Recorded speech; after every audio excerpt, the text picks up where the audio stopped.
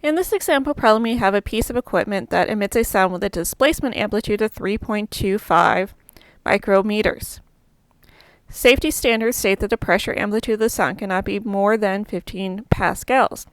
What is the shortest wavelength the sound that the equipment emits can be adjusted to and still meet safety standards? The bulk modulus of air is 142 kilopascals.